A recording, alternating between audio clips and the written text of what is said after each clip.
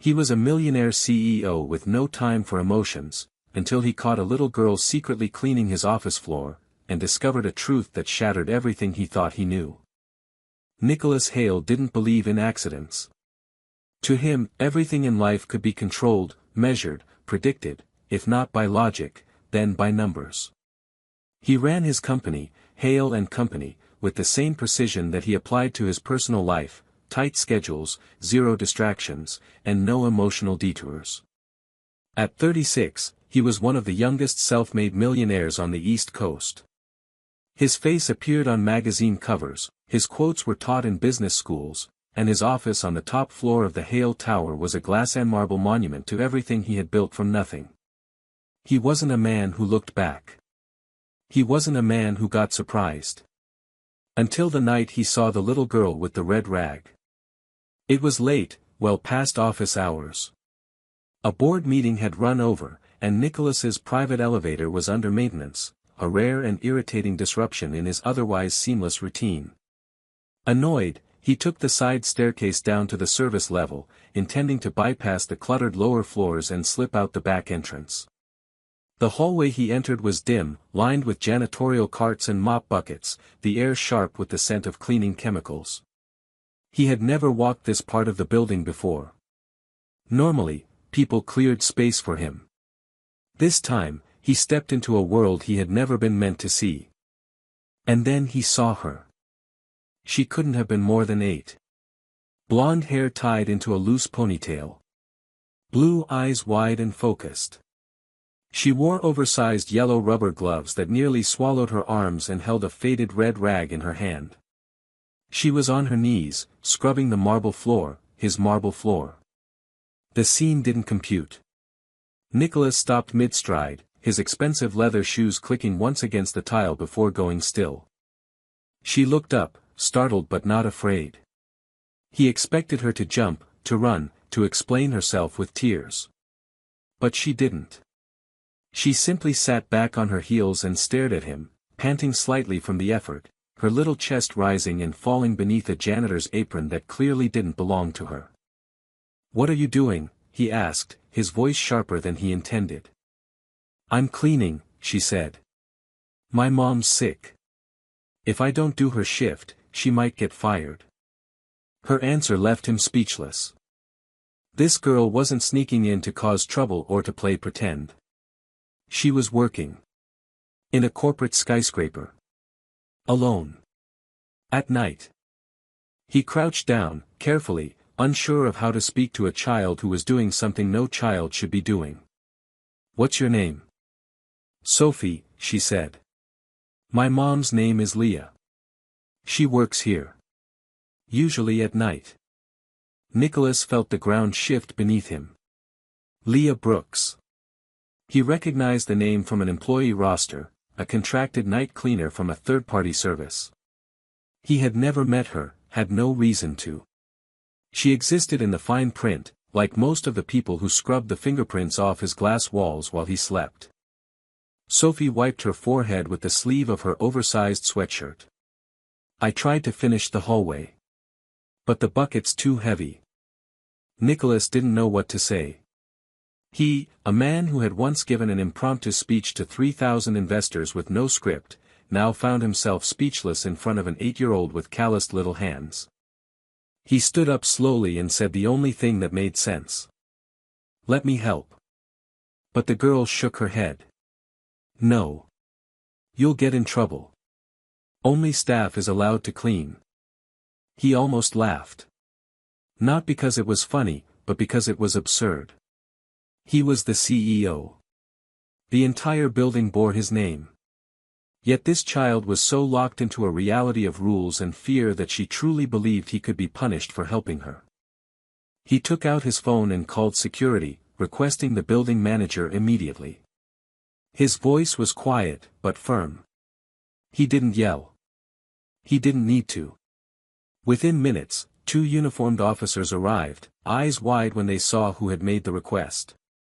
Nicholas didn't explain. He didn't need to. He just stood next to Sophie, who by now had risen to her feet, arms crossed, as if bracing for punishment. I want to speak with the mother, Nicholas said. Tonight. She's at home, one of the guards said hesitantly.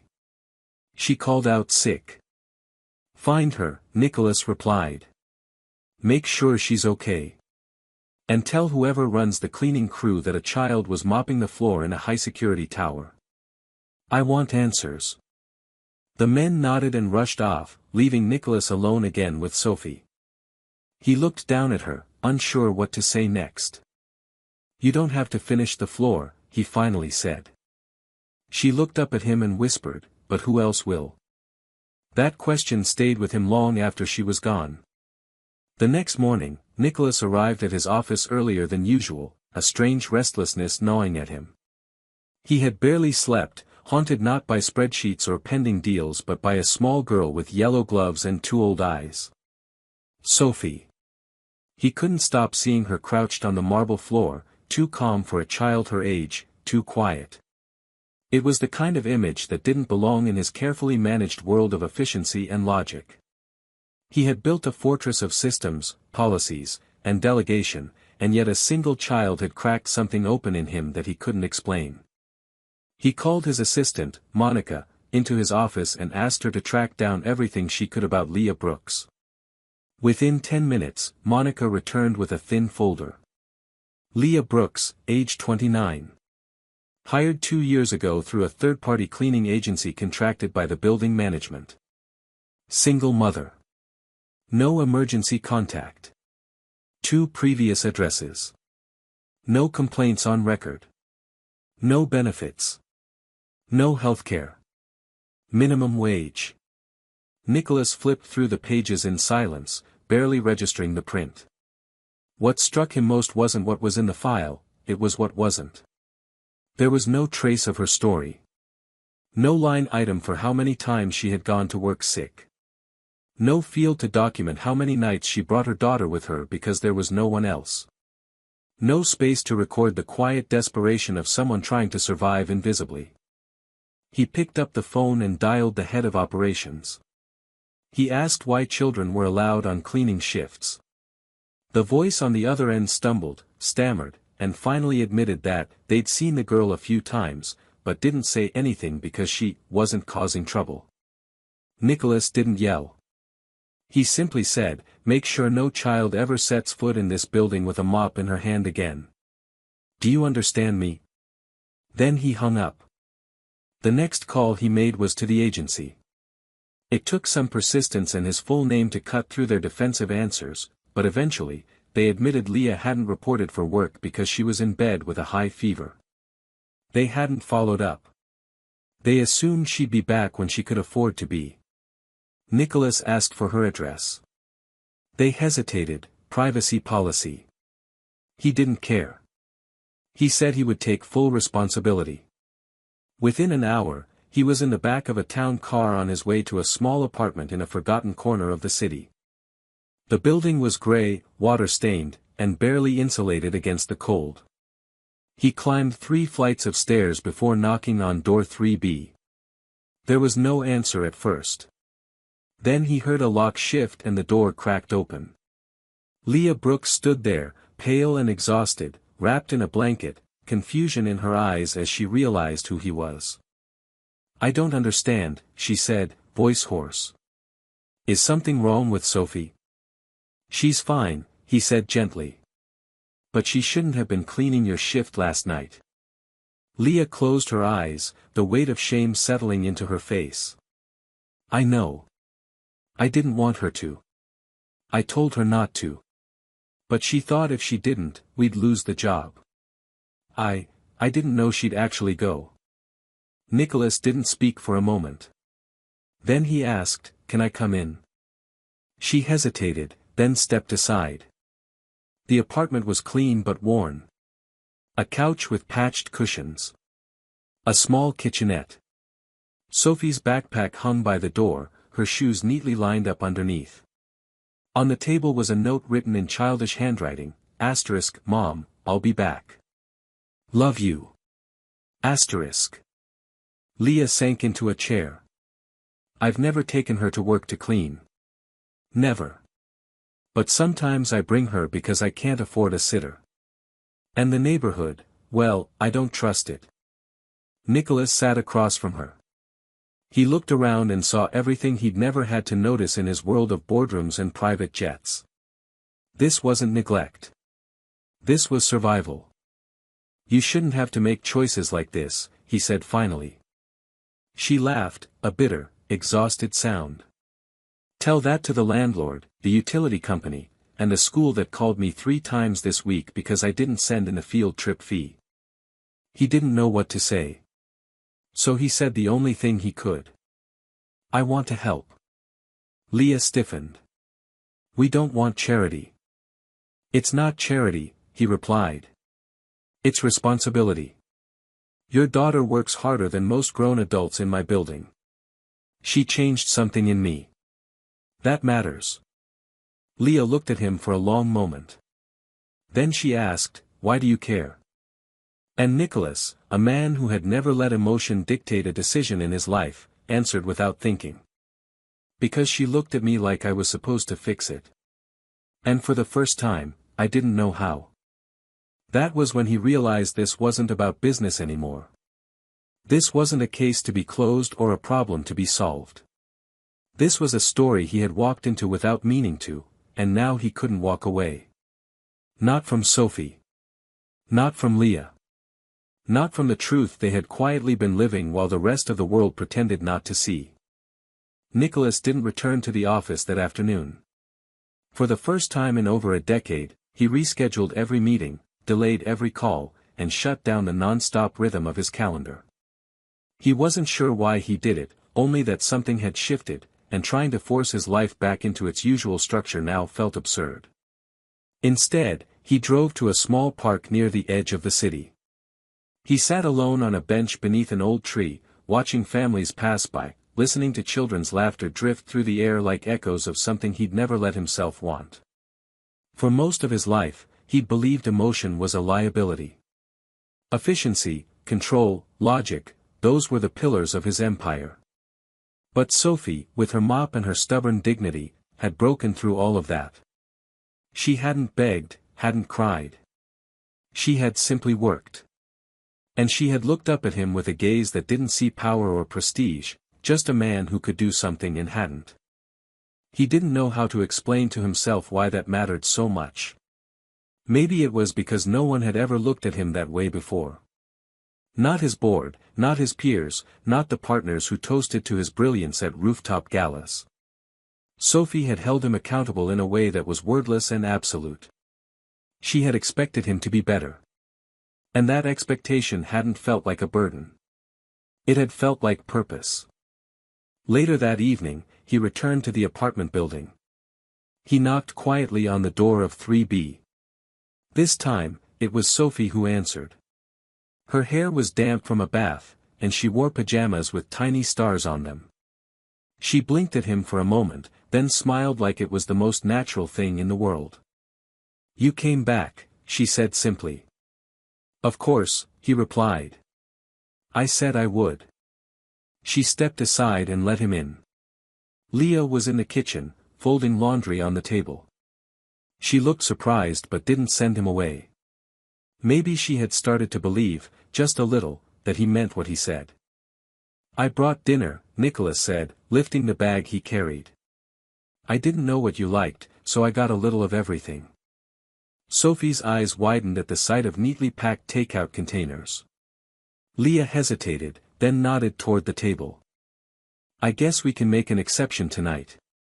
They sat together, the 3 of them, around that small chipped table under a flickering overhead light. Sophie talked the most, about school, about how she wanted to be an architect so she could build houses where kids never had to clean floors. Leah listened with a quiet pride that was almost too painful to watch. Nicholas said little but listened to every word like it mattered more than any quarterly report he had ever read. When dinner ended, Sophie climbed into Nicholas's lap without asking. She didn't curl into him exactly, just leaned back like he was a place to rest. He froze at first, startled by the casual trust. Then slowly, carefully, he put an arm around her. Leah didn't react. She just watched, her face unreadable. After a while, when Sophie had gone to her room and the apartment was quiet again, Leah poured 2 mugs of tea and slid one across the table to Nicholas. "You don't seem like the kind of man who has time for this," she said. "I didn't think I did," he admitted. "But now, I'm not sure what I've been making time for all these years." She studied him, tired but not bitter. "You're not responsible for us, you know." "I know," he said. "But I also know what it's like to build something from nothing. And I know what it feels like to do it alone. That girl, she shouldn't have to carry so much weight. You shouldn't either." Leah didn't respond for a long moment. Then she looked down into her tea and whispered, "You're not the man I thought you'd be." He smiled faintly. "Neither am I." When he left that night, Sophie hugged him at the door. Not a quick goodbye, but the kind of hug that said something wordless and important: "I see you. I trust you. Please come back." And he would. Because something had begun that night, something fragile, unspoken, but undeniable. Nicholas didn't know where it was going. He didn't have a plan. But for once in his life, he didn't need one. All he needed was to keep showing up. And for the first time in years, he wanted to. Nicholas began returning to the apartment regularly, at first under the quiet pretense of checking in on Leah's recovery and making sure Sophie was all right. But the truth, though he never admitted it aloud, was that he found himself drawn back by something deeper and less explainable than obligation. Each visit chipped away at the layers he had spent years building to protect himself from emotional involvement. It started with simple acts: bringing dinner, picking up medicine, fixing a broken doorknob. But over time, he stayed longer. He listened more. He laughed, sometimes. And he started to notice the silence in his own life by contrast. In Leah and Sophie's tiny, overfilled apartment, there was warmth and chaos and struggle, but also realness. His penthouse was a museum by comparison, cold, quiet, and filled with everything except meaning. One rainy evening, he arrived earlier than usual. Leah was on the couch, curled up under a blanket with a heating pad on her stomach, clearly still recovering. Sophie answered the door with wet hair and a towel around her shoulders, grinning at the sight of him as though he were a friend she'd known for years. She grabbed his hand without asking and led him to her room, a small space barely big enough for a bed and a bookshelf. The walls were covered in drawings, crayon blue buildings with names and numbers, sketches of homes with huge kitchens and treehouses and bedrooms labeled, "For kids only." He realized she had designed entire worlds in her mind, each one better than the one she lived in. She handed him a notebook. "This is my favorite," she said. Inside were dozens of plans. Some showed rooms for children who had no parents. Some had secret passageways and slides instead of stairs.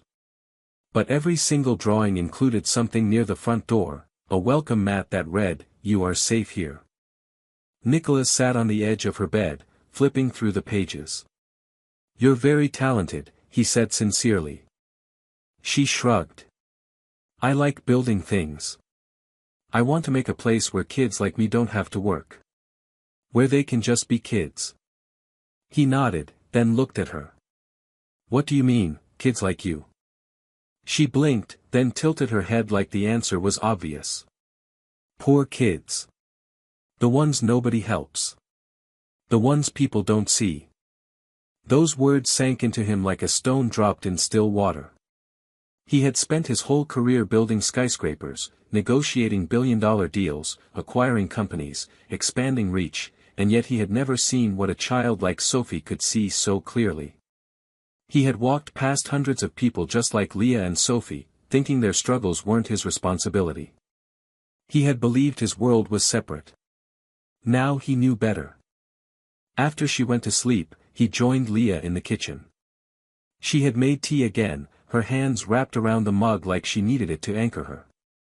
"She really likes you," she said without looking at him. "I like her too," he answered quietly. Leah finally met his eyes. "This isn't just a visit anymore, is it?" "No," he said. It's not. She exhaled slowly. So what is it, then? He hesitated. He hadn't defined it, not even to himself. But he knew one thing with certainty, he was invested. In Sophie. In Leah. In what their lives had become and what they could be. I don't know what it is yet, he admitted. But I know I want to be here. I want to help. Not just with groceries or bills. I want to give her a better life. And I think I want to be part of it. Leah looked away for a moment, her jaw tight. You have no idea what you're getting into. Maybe not, he said. But I've walked into boardrooms with less information than this and made it work. She let out a small laugh, surprised, reluctant, but real. Nicholas continued, voice steady. You've done more with nothing than most people do with everything. But you shouldn't have to do it alone. Leah's expression softened, her guard slipping just enough for truth to show through. I'm afraid of what she'll expect from you. What happens if you change your mind? If you disappear? I won't, he said. I can't promise I'll be perfect, but I can promise I won't walk away. There was a long silence, the kind that speaks louder than arguments or declarations. And then, as the rain tapped gently on the window, she nodded. That night, Nicholas left the apartment with something he didn't recognize at first. It wasn't just resolve. It wasn't pride. It was belonging. For the first time in his life, he was beginning to understand that building something meaningful wasn't about profit margins or clean designs. It was about staying when it was hard, showing up when it wasn't convenient, and choosing people over plans. And he knew then, whatever this became, however far it went, he was all in. The following few weeks passed with a rhythm that Nicholas had never known but quickly grew attached to.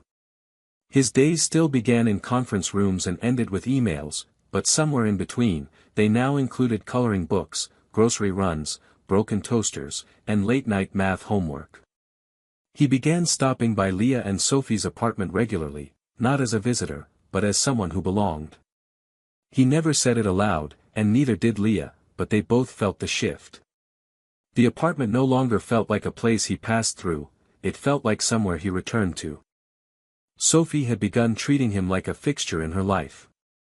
She saved him drawings, greeted him with the same enthusiasm as if he'd been gone for a week even when it was only a day, and once proudly introduced him to a neighbor boy as, the guy who fixed the heater and also kind of acts like my dad sometimes.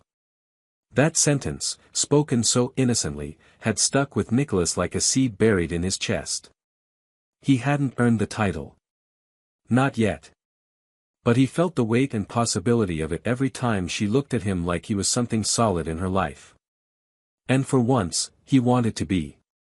Leah, however, was more cautious. She never directly challenged his presence, but he could feel the quiet hesitations in her body language. She never asked for help but never turned it down either. She didn't thank him constantly, which he appreciated, it meant she didn't see him as some savior. She saw him as a man who had made a choice. And Nicholas knew that if he ever broke that choice, if he ever pulled away or left, he wouldn't just be hurting Leah and Sophie. He'd be proving that their world was still fragile, still temporary. So he didn't pull away. He stayed. One particular night, Sophie had trouble sleeping. Leah had fallen asleep early, still not fully recovered, and the apartment was quiet except for the ticking of the old kitchen clock. Nicholas sat in the living room reading reports on his tablet, but he set it down the moment he saw Sophie standing in the doorway of her bedroom in her star-patterned pajamas, holding her blanket like a shield. I had a bad dream, she said, barely above a whisper. Without needing instruction, he opened his arms, and she walked to him, crawling onto the couch beside him and curling against his side. He didn't speak, didn't ask questions. He simply wrapped his arm around her and waited. After a few minutes, she spoke again, softly, almost too quietly to hear. In the dream, Mom disappeared. And I couldn't find her. He looked down at her. Her eyes were open, but she wasn't really looking at anything. She was remembering something that probably wasn't just a dream. "She's here," Nicholas said gently. "She's not going anywhere." Sophie didn't respond. She just buried her face into his shirt. He sat like that for almost an hour, unmoving, holding her as she drifted back into sleep. At some point, Leah woke up and came into the living room.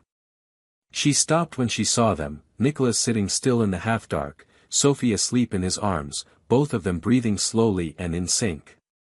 "She used to have those dreams a lot," Leah said quietly, moving to sit on the floor beside the couch. "I figured," Nicholas answered. "She's never gone to anyone else after," Leah added. "Only me." Nicholas didn't say anything for a moment.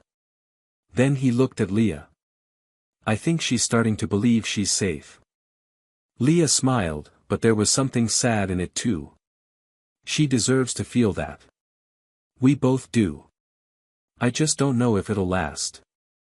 "It can," he said, more certain than he had ever been about anything.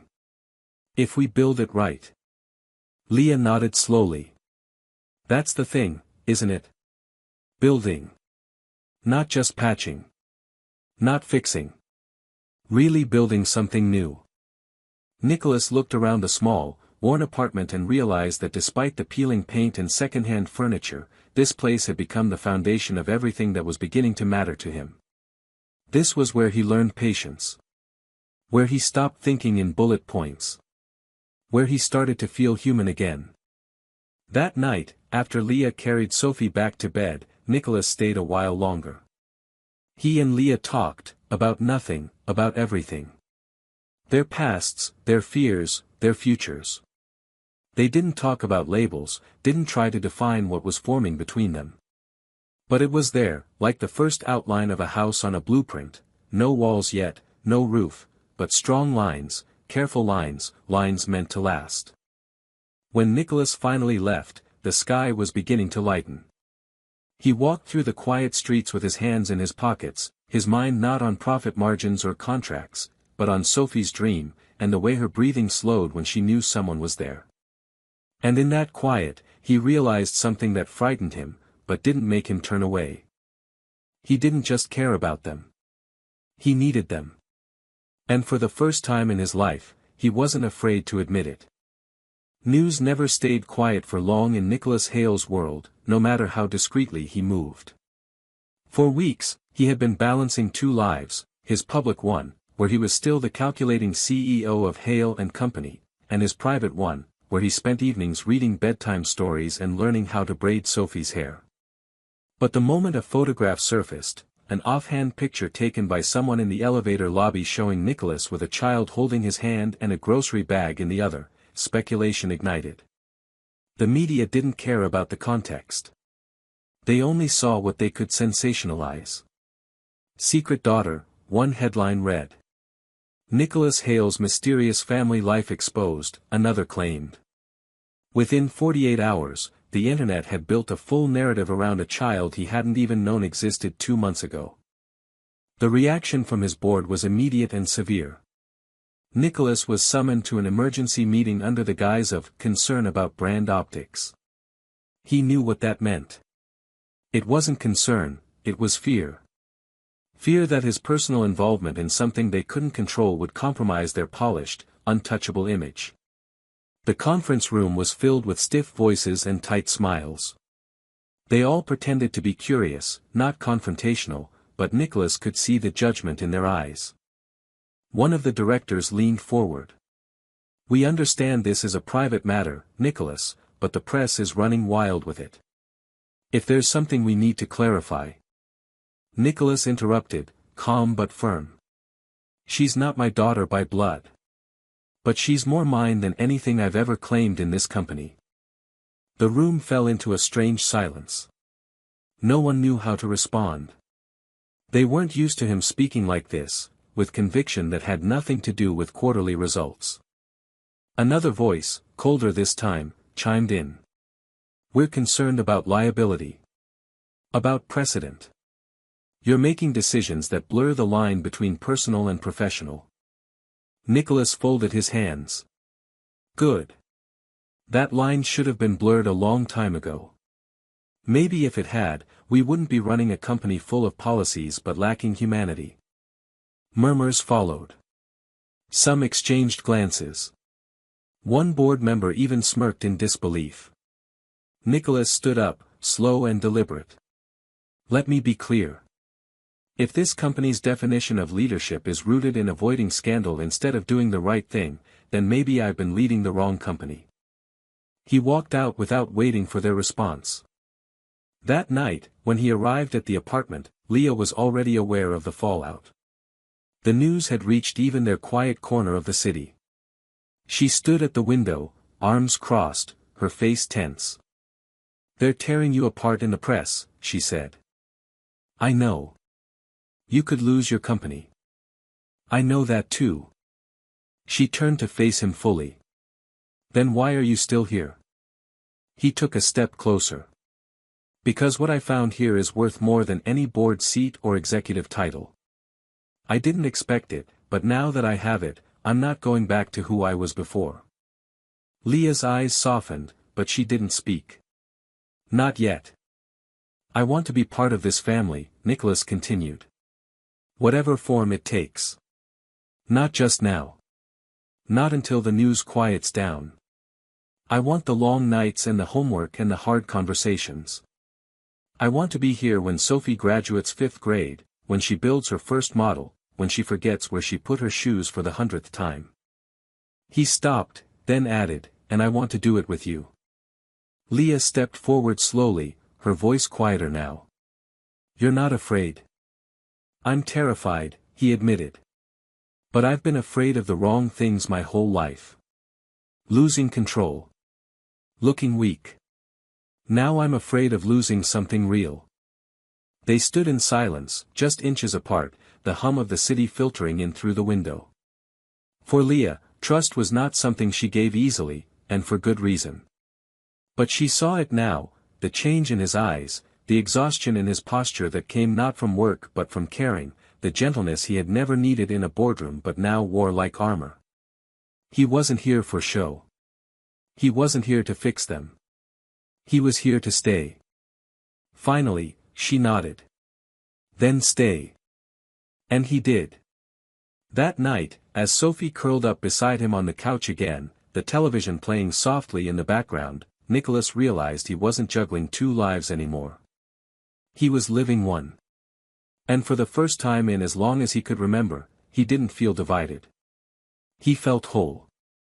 Autumn settled into the city with quiet certainty, painting the sidewalks in soft gold and the trees in deep rust. For Nicholas, the change in season felt symbolic. What had begun as a disruption to his perfectly curated life had grown into something far more permanent, something he hadn't planned for but had come to need. His world, once defined by deadlines and sterile hotel rooms, now included warm dinners cooked in a tiny kitchen, sticky notes from Sophie left in his coat pockets, and quiet nights spent with Leah on the couch, the television forgotten in the background. His penthouse remained empty most nights, his tailored suits increasingly replaced by sweaters and jeans worn comfortably among cluttered art supplies and school projects. Slowly, without declaration, he had moved into their lives not as a guest, but as someone expected. Wanted. Known. Leah, though still cautious, had allowed the walls around her to lower. Not all the way, there were still moments when she pulled back instinctively, when her eyes grew guarded in conversations that grew too intimate or hinted at permanence, but she had begun to let him carry some of the weight. She let him take Sophie to school. She let him sit in on parent-teacher meetings. And when she was tired, she let him hold her hand without feeling like it was charity. That kind of trust, Nicholas understood now, was more valuable than anything in his portfolio. It wasn't dramatic. It was quiet. Earned. One evening, after a long day at the office he now barely recognized as his domain, Nicholas returned to the apartment with a large, flat box tucked under his arm. Sophie greeted him at the door with paint smudged on her cheeks and a grin that made the day's tension evaporate instantly. "What's that?" she asked, pointing at the package. He knelt beside her and opened it slowly. Inside was a custom-framed version of one of her drawings, the one she had proudly shown him weeks ago, the building with the sign that read, "You are safe here." He had scanned it, enhanced the colors, printed it on quality paper, and had it framed professionally. "This," he said, "is going on the wall. Right next to where everyone can see it." Sophie stared at it for a moment, her mouth parted in awe. Then she threw her arms around his neck with so much force that he nearly fell backward. Leah came out of the kitchen, wiping her hands on a towel, watching the scene with a softness in her gaze that she rarely allowed herself. "You didn't have to do that," she said. "I know," he replied, glancing up at her. "But I wanted to." That night, they ordered pizza and ate it on the floor, watching an old animated movie that Sophie loved and Nicholas pretended he didn't enjoy as much as he did. Leah leaned against him, and when he wrapped an arm around her shoulder, she didn't pull away. Instead, she let her head rest there and closed her eyes for a moment. They didn't need to speak. The stillness between them was not empty. It was full, of effort, of forgiveness, of beginnings. Later, after Sophie was in bed, Nicholas and Leah sat on the small balcony, wrapped in a shared blanket, cups of tea warming their hands. The city glowed around them, soft, far away, no longer the center of his identity. Leah was the first to speak. "She keeps asking me if she can call you something else." He raised an eyebrow. "Like what?" "She doesn't want to say it unless you say it's okay." His chest tightened. "What is it?" Leah looked at him, eyes unreadable but full. "Dad." Nicholas was silent. For a moment, all the noise of the city, the weight of his past, the shame of what he had ignored for so long, came crashing down around that single word.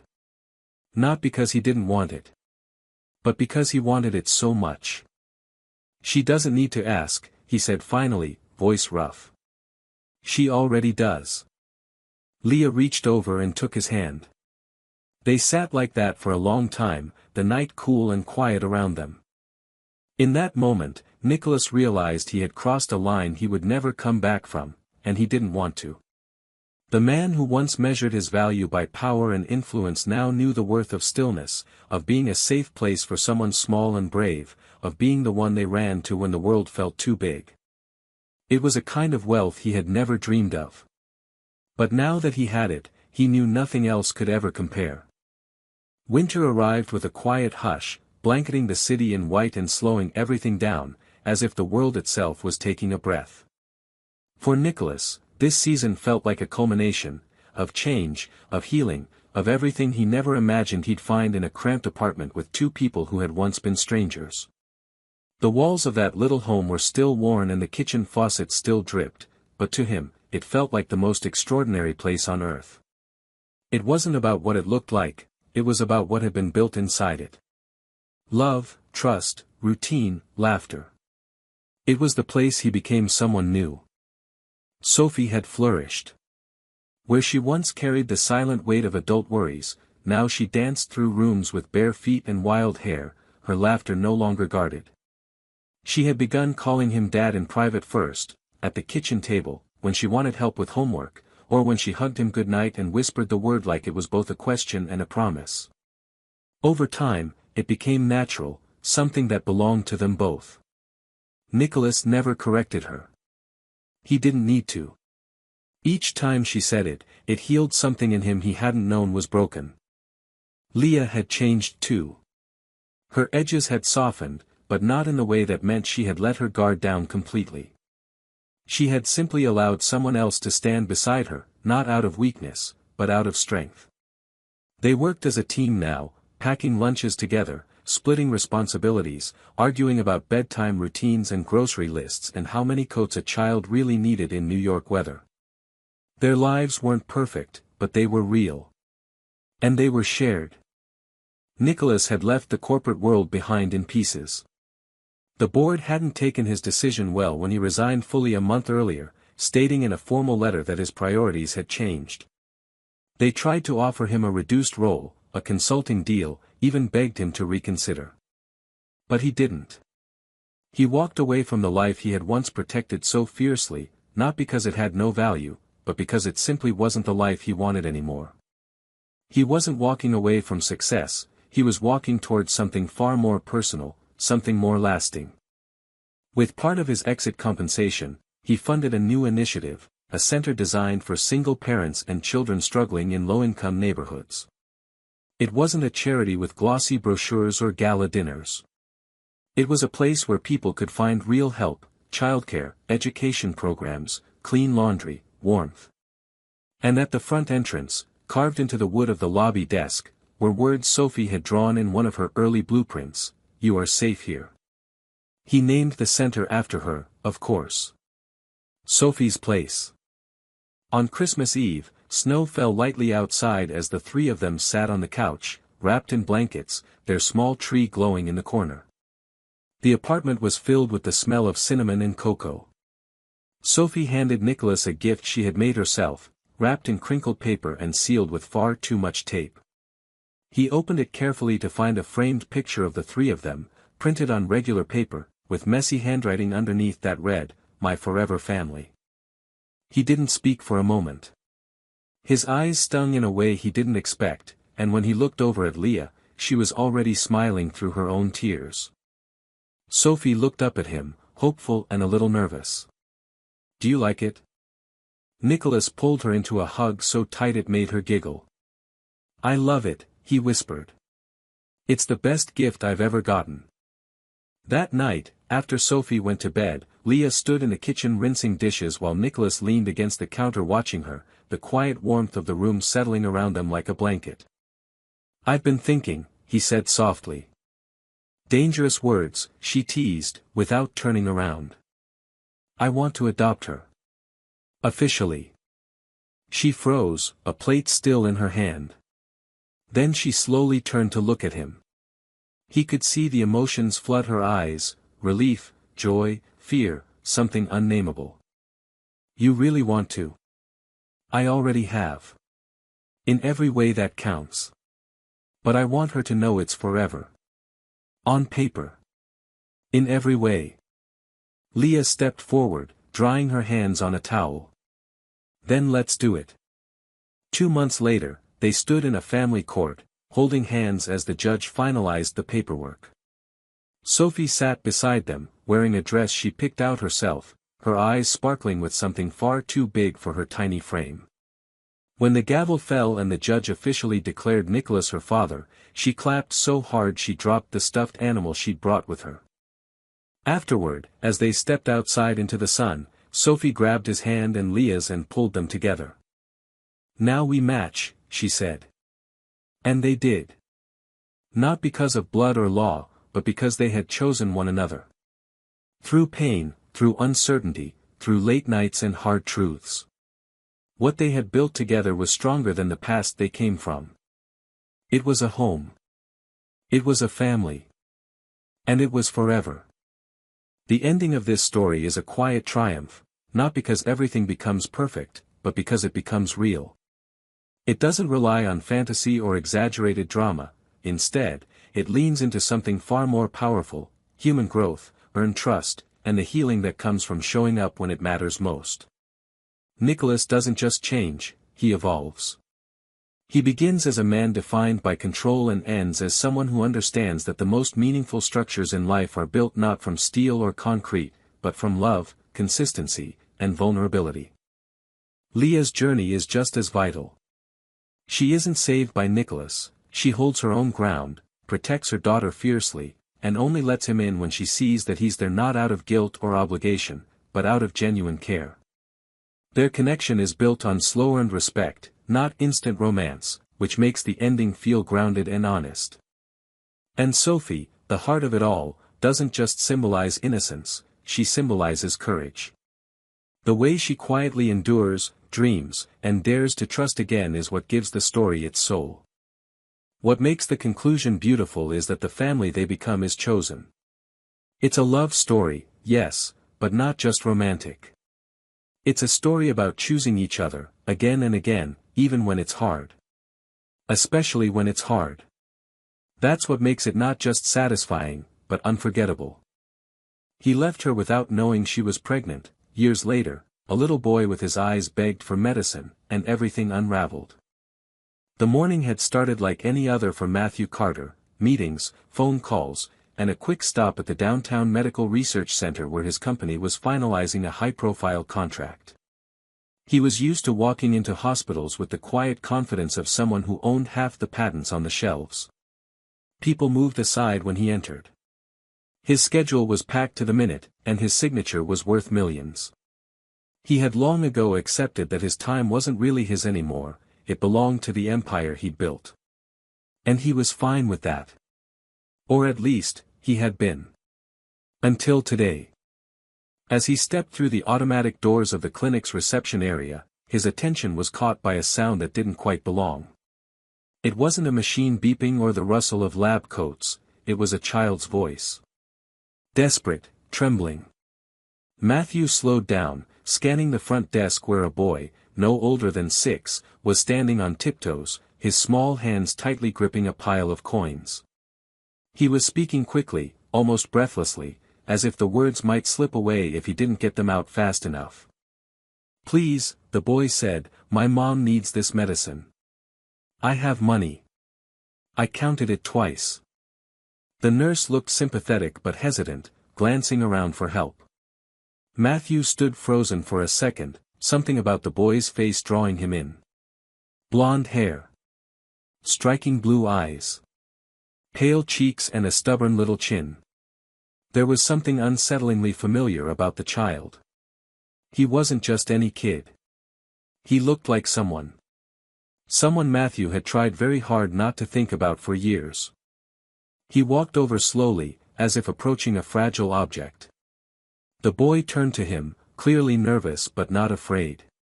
Matthew crouched down to eye level, lowering his voice. "Hey there, what's your name?" The boy clutched his coins tighter, not answering right away. His eyes scanned Matthew's face, wary but curious. "Ben," he finally said. "Benjamin."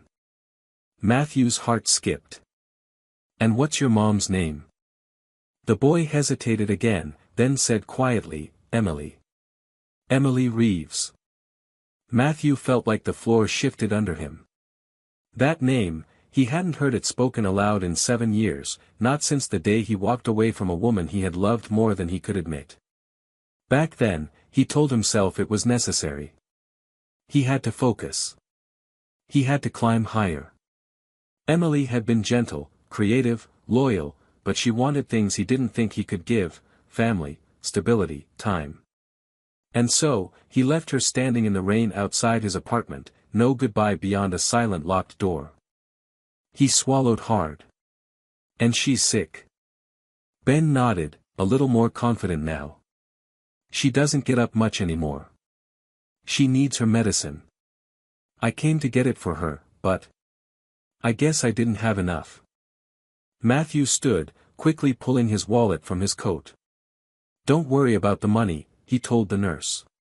"Put it on my account." The nurse hesitated, then nodded, and began filling the prescription.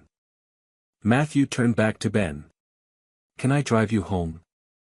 I'd like to make sure your mom gets this safely." Ben looked at him, and there was a moment, a flicker of something unspoken. Then he nodded and reached for Matthew's hand. As they walked toward the exit, Matthew felt the weight of 7 years of silence press against his chest. If this was what it looked like, if this boy was really his, then everything was about to change. And somehow, he already knew it had. The ride to Ben's house was quiet, broken only by the occasional sound of traffic and the soft hum of the engine. Matthew kept glancing at the boy in the passenger seat, trying to piece together everything that was unraveling inside him. There were too many questions, each one piling on the last, making it hard to focus. How could Emily have kept this from him? Had she known where to find him all these years? Why hadn't she reached out? But beneath all of that, beneath the confusion and the shock, was something deeper. Guilt. Because he already knew the answer to most of those questions. He had walked away and made it clear that his life didn't have space for her, or anything that came with her. Ben sat still, his hands resting in his lap, his small frame tense. Matthew could tell he wasn't used to being in a car like this. The boy kept glancing around the sleek interior, wide-eyed, but too polite to ask questions. It made Matthew's chest tighten. This wasn't just a visit. This wasn't just a child in need of help. This was his son. He could feel it.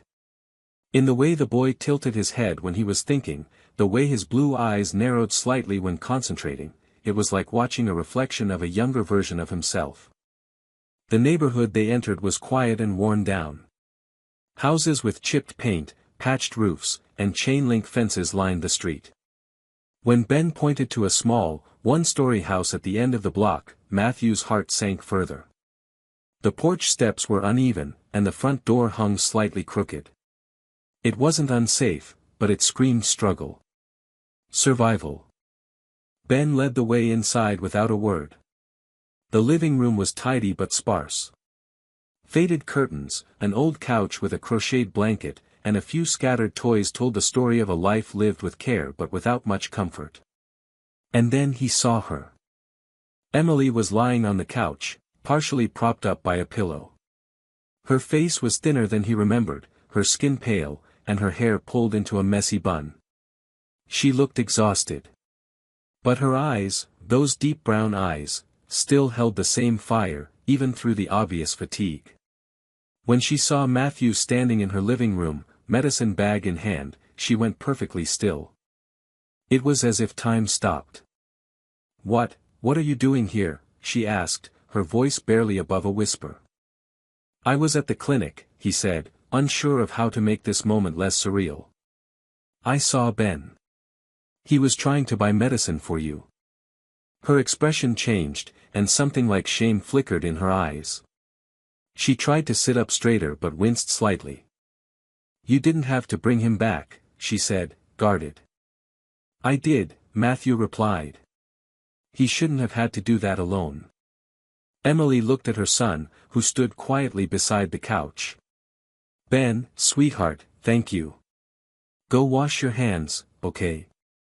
Ben nodded and left the room. The sound of water running in the bathroom offered a brief moment of privacy between them. Matthew looked at her closely. "Is he mine?" She stared back at him, and in that instant, he could see all the years between them, all the words left unsaid. "Yes," she said finally. "He's yours." He sat down in the chair across from her, the weight of those words sinking in. "Why didn't you tell me?" "Because you didn't want a family. You made that very clear. I didn't want to trap you or be a burden. I made the decision to keep him on my own. And when I realized you'd moved on, I let you." He closed his eyes for a moment. "I didn't move on. I built walls. I thought it was the only way to become the man I needed to be." Emily looked down, her fingers clutching the edge of the blanket. "You became someone else, Matthew. You cut off everyone who cared about you, including me. And then you disappeared." He didn't argue. Everything she said was true. She sighed. "I've been sick for a while. It comes and goes, but this time it hit hard. I didn't want Ben to see me like this. But I didn't have anyone else to call." "You should have called me," he said, softer now. "I didn't know if you'd care," she replied, her voice cracking. He leaned forward, his voice firm but gentle. "I care. I care more than you know. And I want to be here now. For him. For you." Emily didn't answer right away. Her face was unreadable. But then she nodded slowly. "You can stay. For now. But he doesn't know the truth yet. He thinks his dad is someone far away, not someone who left. I didn't want to give him that pain." Matthew swallowed hard. "Then let me earn the right to tell him. I won't walk away again." Ben returned to the room, drying his hands with a towel. "Mom, can we have soup tonight?" Emily smiled, weakly. "If we have the ingredients." Matthew stood. "We do. I'll take care of it." As he stepped into the tiny kitchen, he realized how unfamiliar yet grounding this felt. Not business. Not success. Just a kitchen, a family, a second chance, one he never expected, but would do anything to keep. The next morning came with a softness Matthew hadn't felt in years. The house was still and quiet, filled only with the low hum of the heater and the occasional creak of old floorboards adjusting to the change in temperature. He had fallen asleep on the worn-out recliner in the corner of the living room, a thin blanket barely covering him, but he hadn't minded. There was something oddly comforting about the faded floral curtains, the ticking of the clock on the wall, and the sound of Ben's light footsteps padding into the room just after sunrise. The boy wasn't surprised to see him there. In fact, he smiled sleepily and climbed up beside him without asking. Matthew had never held a child like this before, not even as an uncle, not even as a neighbor helping out. But Ben leaned his head against his arm like it was the most natural thing in the world. It was such a simple gesture, yet it stirred something deep in Matthew's chest. He wanted to freeze this moment and lock it away, a quiet, unspoken promise blooming between them. Emily eventually woke too, and she looked surprised to find Matthew still there. She didn't say anything about it, just offered a quiet, "Good morning," and shuffled to the kitchen to make coffee. Matthew followed her, watching how tired she still looked, how her shoulders moved a little more slowly than they used to. "Did you sleep at all?" he asked. "A little," she said, not meeting his eyes. "Better than yesterday. The medicine helped. I can get more." "Anything you need," he said immediately. "You don't need to worry about costs." Emily gave a small nod, but didn't answer right away. Instead, she poured coffee into 2 chipped mugs and passed one to him. "Ben doesn't have school today," she said, changing the subject. "It's the weekend. We usually go to the park if I'm feeling well enough." Matthew hesitated, then said, "I'd like to come with you both. If that's okay." Emily paused, mug halfway to her lips, and looked at him properly for the first time since the night before. "I don't know what this is yet," she said softly. "You showing up. It feels like something from another life." "I know," he said. "But I'm not here to make grand gestures. I'm here because I should have been from the beginning." She didn't say anything for a while. Then she nodded. "Okay. You can come." Later that day, the 3 of them walked through the nearby park. It was small and quiet, with a few benches, a worn path, and a swing set that creaked in the breeze. Ben ran ahead, kicking leaves and laughing, the hood of his jacket bouncing behind him. Matthew stayed close to Emily, adjusting his pace to match hers. She still tired easily, and he noticed how she occasionally gripped her side or paused to catch her breath. They sat on a bench and watched Ben climb up the slide and go down over and over again, his joy unfiltered and contagious. "Is he always like this?" Matthew asked with a small smile. Emily smiled too, a little sadly. "He has more energy than I know what to do with. He's a good kid. Kind, thoughtful. He's always been that way. Even when I had nothing, he never complained." "You had him," Matthew said quietly. She turned to look at him again. "You know, he looks so much like you.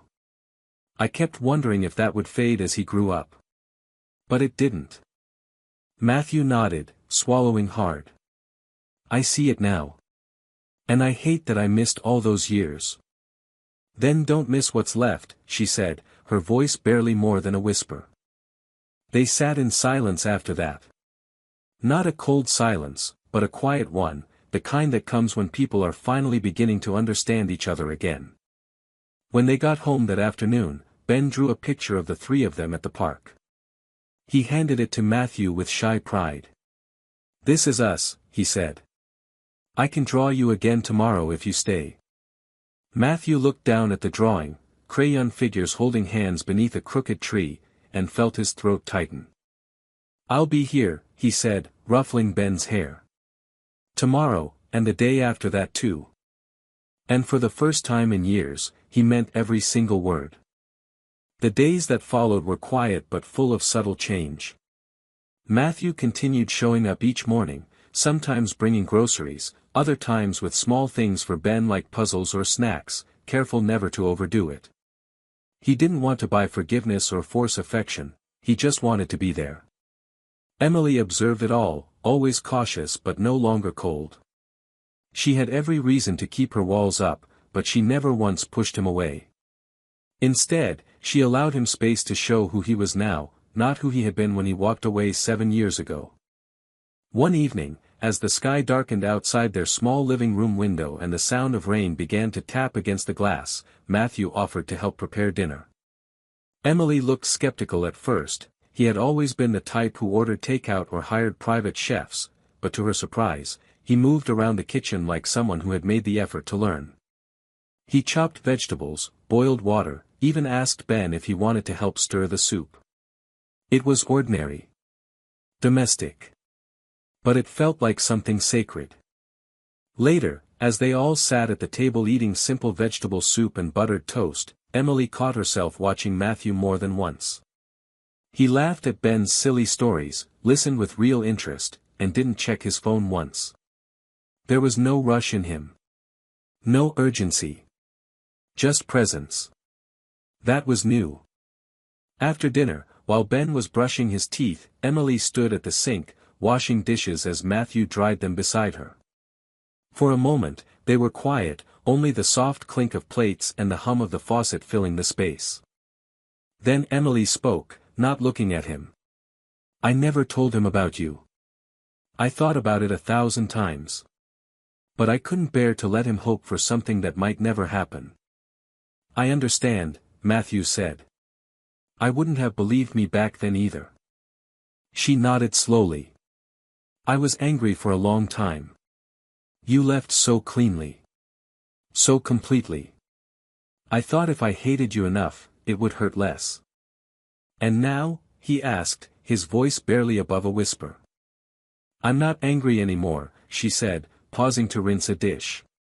"But I'm not sure I trust you either." "Not yet." He didn't flinch.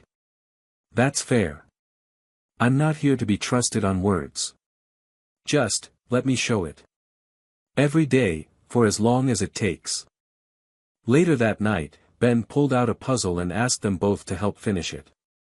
It was missing a few pieces, but they worked on it anyway, laughing when one didn't fit and celebrating each tiny success. It wasn't much. But it was theirs. At bedtime, Ben hugged Matthew without being asked, his small arms wrapping around his waist. Emily stood in the doorway, arms crossed, her expression unreadable but no longer guarded. That night, Matthew didn't sleep at the house. He left after Ben was tucked in, stepping into the cool evening air. But as he walked away, he didn't feel shut out. He felt, for the first time, like someone who had been invited back to something he thought he had lost forever, not just a home, but a family. And somewhere deep inside, he began to believe that maybe he could be the man they needed, not through perfection, but through staying. Through showing up every single day. Over the following weeks, Matthew found himself adjusting to a rhythm that was completely foreign and yet strangely grounding. Mornings were no longer about boardrooms or private jets. Instead, they were about packing lunch for Ben, making sure Emily had what she needed for the day, and quietly sweeping the kitchen floor before anyone noticed. He didn't try to take over their lives. He simply fit into them, one small act at a time. He started learning what Ben liked, his favorite cereal, the way he liked his bedtime stories read with different voices for every character, the way he got quiet and thoughtful when he was worried about his mom but didn't know how to say it. Matthew didn't push him to talk, but he stayed nearby, letting the silence be safe. Emily remained cautious, but her walls were no longer made of steel. She let him in, piece by piece. Sometimes she'd ask him to pick Ben up from school, other times she'd let him handle the groceries, or even leave him alone in the house while she rested. Trust, he realized, wasn't some dramatic declaration. It was in the small permissions, the everyday allowances that made him feel like he was part of something real. One afternoon, Matthew picked Ben up from school and brought him to a bookstore nearby. It wasn't something extravagant or planned. It just happened. They wandered the aisles, and Ben's eyes lit up as he moved between shelves of adventure books and picture stories. When Matthew offered to buy him two, Ben hesitated. "Can I ask Mom first?" he said, clutching one book tightly. Matthew knelt down and said gently, "You can. But I promised she'd say yes." Ben nodded slowly, then whispered, "Okay." It wasn't just about permission, it was about loyalty. The boy's entire world had been his mother, and Matthew knew he had to respect that. When they got home and Emily saw the books, she smiled. "You picked good ones," she said, ruffling Ben's hair. Then, turning to Matthew, she added, "Thank you, for asking nothing and giving him something." That night, after Ben was asleep, Emily and Matthew sat in the living room with the TV on low. They weren't really watching.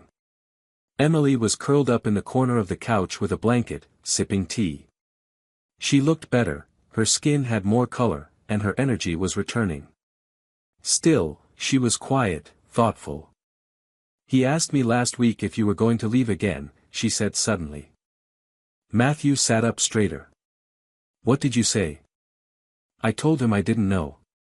Because I didn't want to lie to him. But I want to believe you won't." "I won't," he said. "I've walked away from too many things. I'm not walking away from this." She nodded slowly, then looked at him in a way she hadn't in years. Not as someone who had broken her, but as someone she was cautiously learning to see again. "He looks at you like you hung the stars," she said. "That's a powerful kind of hope to carry. Don't drop it." Matthew didn't promise anything more. He just stayed. Helped clean up the dishes. Made sure the front door was locked. Then left quietly, as he always did, giving them space to sleep. On his way home that night, he stopped by the side of the road, pulled over, and sat in silence. He wasn't crying, but something in him was breaking and rebuilding all at once. For years he had built walls of power and money to protect himself from failure, from love, from responsibility. But here he was, stripped of all that, and finally beginning to understand that real strength came not from control, but from showing up and being present even when it terrified him. He looked up at the stars that Ben believed he hung and whispered to himself, "This time, I'll be enough." And for the first time, he believed it might be true. By the time spring began to settle in, bringing with it longer days and the faint scent of blooming flowers on the breeze, Matthew had become a quiet fixture in Emily and Ben's life. It was no longer surprising to find him knocking gently on the door in the mornings or helping Ben tie his shoelaces before school. The neighborhood kids started calling him Ben's dad, without anyone correcting them, and even the clerk at the local grocery store had begun to greet him with casual familiarity. These small signs told Matthew more than any formal conversation could: he was becoming part of their world. Emily still moved carefully around him, not cold anymore, but measured. He understood that. He had no right to rush her forgiveness. Trust wasn't something he could demand, it had to be built, layered one consistent action at a time. He made sure she had everything she needed for her recovery: medication, fresh groceries, and time to rest. But more than that, he gave her space to breathe without feeling watched or owed. He didn't hover. He supported. One Sunday afternoon, as sunlight spilled through the windows and filled the small kitchen with warmth, Matthew cooked breakfast while Emily sat at the table sipping coffee. Ben was on the floor nearby with crayons and paper, humming softly to himself. It felt like a scene from another life, one Matthew never thought he'd get to live. He was flipping pancakes when Emily's voice broke the quiet. "You've changed," she said, not looking up from her mug. Matthew glanced over his shoulder. "Is that a good thing?" "It's a real thing," she replied. "And it's not just about the groceries or helping with Ben. It's the way you look at us now. Like you're actually here." "I am here," he said, setting a plate of pancakes in front of her. "I wish I had been sooner. But I'm here now. I'm not going anywhere." She gave him a look that was somewhere between skepticism and softness. "That's still a hard sentence to believe coming from you." "I know," he said quietly. "That's why I don't say it more often. I just want to live it." Later that day, they went to the nearby community center for a spring event Ben had been excited about all week. There were games, music, balloons, and a bake sale. It wasn't anything grand, but it felt like a celebration of something ordinary, and Matthew loved every second of it. He held Ben's hand as they walked between booths, cheered as he won a small stuffed animal at the ring toss, and laughed when a cupcake exploded frosting all over his suit. Emily watched from a bench under the trees, her arms folded loosely across her chest, eyes following them. When they returned to her side, she looked up at Matthew and said something unexpected. "He's never laughed this much in one day." Matthew didn't respond immediately. He sat down beside her and looked across the park, then turned to her with the most vulnerable honesty he had ever allowed himself. "Neither have I." That night, after Ben had fallen asleep with his new toy clutched in his arms, Emily stood by the doorway as Matthew prepared to leave. She didn't speak right away. She just leaned against the frame, watching him gather his jacket and keys.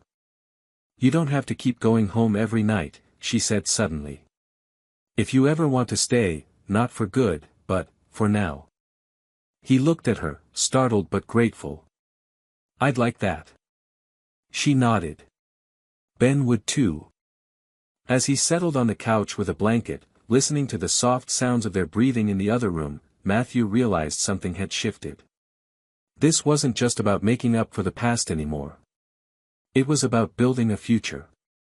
And for the first time, that future didn't scare him. It humbled him. He no longer needed skyscrapers or contracts to prove his worth. All he needed was right here, in a quiet house with creaky floors, a little boy who smiled in his sleep, and a woman who might, just maybe, be ready to believe in him again.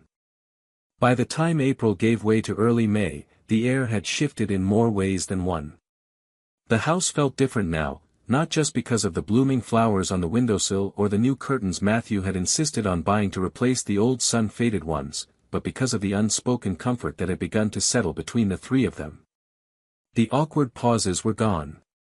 The guarded silences that once hovered in the space between Matthew and Emily had turned into something quieter, gentler, almost warm.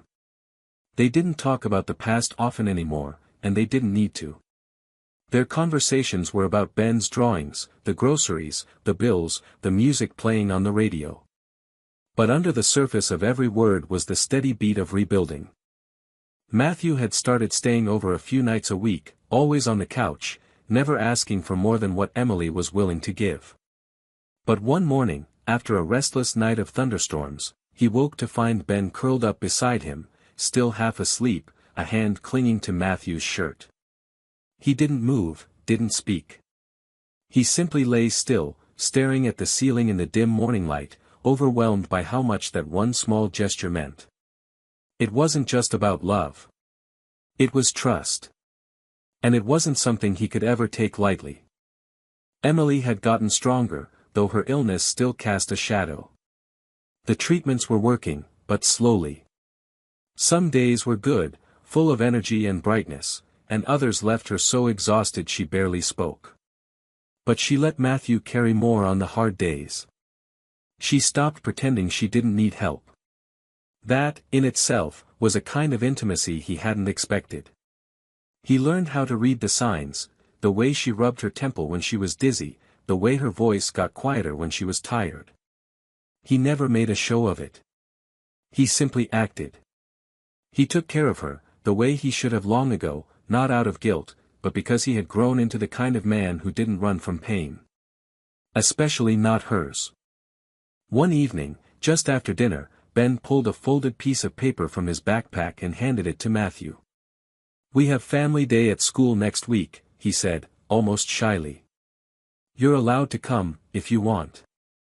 Matthew took the paper and felt his throat tighten. Emily, sitting across the table, paused mid-sip of her tea and looked over the rim of her mug.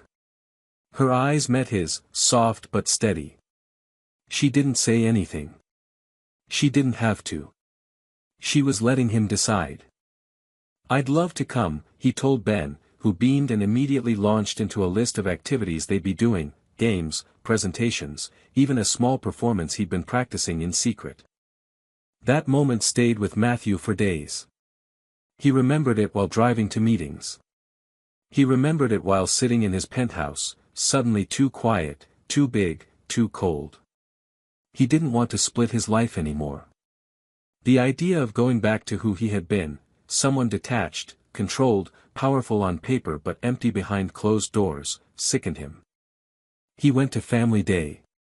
Wore a casual sweater and jeans, sat cross-legged on the classroom floor, clapped the loudest during Ben's skit.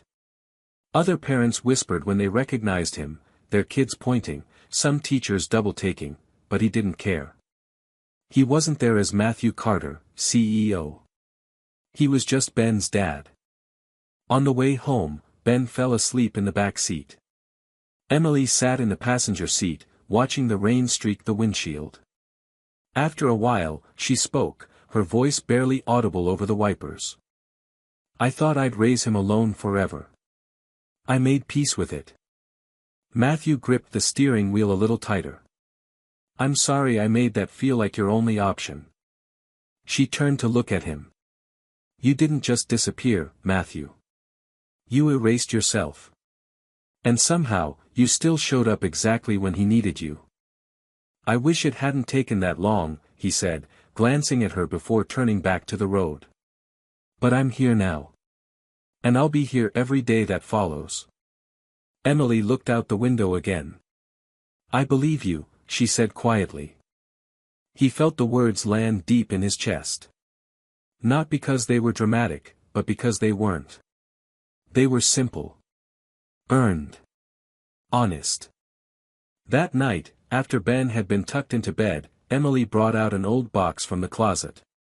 Inside were photos, ones Matthew had never seen, of Ben as a baby, of Emily holding him in a hospital room alone, of birthdays, scraped knees, and laughter he hadn't been there to hear. She didn't say much while he looked through them. She just sat beside him on the floor, close but not touching, allowing him that space. When he finished, he turned to her and asked quietly, "Do you ever think about what it would have been like, if I'd stayed?" She nodded. "All the time. But I also think about what we're doing now. And I think, maybe, this matters more." He didn't answer. He simply reached out, slowly, and placed his hand over hers. She didn't pull away. In that quiet moment, with old photographs scattered across the floor and the echo of a child's laughter down the hallway, Matthew realized something he hadn't dared to believe before: forgiveness was possible. And maybe, just maybe, so was love. Summer arrived with gentle heat and long evenings, and by the time June rolled in, the rhythm of their days had become something close to natural. There were still rough moments. Emily had occasional flare-ups, moments when exhaustion took over, but the worst seemed to be behind her. Matthew remained consistent, never missing a day, never needing to be asked. The quiet tension that once followed every interaction between him and Emily had softened into something far more intimate, though still unspoken. It lived in the way she handed him coffee in the morning without asking how he took it anymore, in the way he knew where every dish went in the kitchen, and in how Ben no longer hesitated before calling him Dad. The boy said it casually now, like it had always been true, and Matthew never corrected it. He didn't care that the word had taken time to reach his ears. What mattered was that it had come on its own, without pressure. It was the same way Emily had begun to lean on him, not out of desperation, but from trust built slowly, brick by brick. She let him read Ben bedtime stories even when she wasn't too tired to do it herself. She let him cook, even when he added too much garlic. She let him stay over more often than not, and one night, without ceremony or hesitation, she invited him to sleep beside her, not out of romance, but comfort. He didn't push for more. He simply held her hand and listened to her breathing as she drifted off. Then came the moment he didn't know he had been waiting for. It was a warm Sunday morning, and they were all in the backyard. Emily was seated in a lawn chair under the shade of an old maple tree, watching as Matthew and Ben built a birdhouse together at the small garden table. Ben wore a serious expression, completely focused as he hammered a small nail into the side of the wooden frame, while Matthew held the pieces steady, nodding with approval. The sun made everything feel golden, easy and still. When the birdhouse was done and Ben went inside to grab paintbrushes, Emily stood up and walked over to Matthew. She looked at him for a long time before speaking, and when she did, her voice was calm and certain. "You never asked for forgiveness," she said. He looked up at her. "I didn't think I had the right." "You didn't," she said gently, "but you earned it anyway." He didn't know what to say. For once, there were no rehearsed speeches, no need to explain himself. She had already seen every version of him, the boy who left, the man who returned, the father who stayed. She reached for his hand, and he took it. There was no need to squeeze too hard or hold too long. It was just enough. Later that evening, while Ben was asleep, they sat in the living room surrounded by the quiet hum of cicadas and the soft flicker of candlelight. Emily rested her head on Matthew's shoulder, and for the first time, she said the words he had longed for but never demanded. "I still love you," she whispered. Matthew's eyes burned, but he didn't move. He just let the words settle, like soil around deep roots. He kissed the top of her head and replied without hesitation. "I never stopped." From that moment on, they stopped living in the shadow of what had been and finally stepped into what could be. Matthew sold his penthouse and moved into a smaller home nearby, a house they picked together, where Ben could have his own room and a backyard big enough for a treehouse. He reduced his work hours, turning over much of the daily management to a trusted partner, and focused on what mattered. Not deals or quarterly goals, but morning walks to school, grocery store runs with sticky notes written in Ben's handwriting, and evenings spent making dinner while music played in the background. There were still hard days, of course. Emily's health required monitoring, and Matthew sometimes wrestled with the weight of all the time he had lost. But every night, when they sat on the couch with Ben nestled between them and laughter rising from some silly joke or a shared memory, he felt peace, real, earned peace. The story didn't end in a perfect bow. It didn't need to. It ended in the way real stories do, with the quiet, everyday miracle of people who chose one another again and again. Through hurt. Through healing. Through time. It ended not with a grand finale, but with something better, a life, finally whole. To me, the ending of this story isn't about redemption in the dramatic sense, it's about quiet, persistent healing. It's not about a grand apology fixing everything overnight, but about a man showing up every single day to earn back what he once walked away from. The most powerful part is that forgiveness doesn't come wrapped in a speech, it grows slowly, through shared meals, bedtime stories, and small, ordinary acts of love.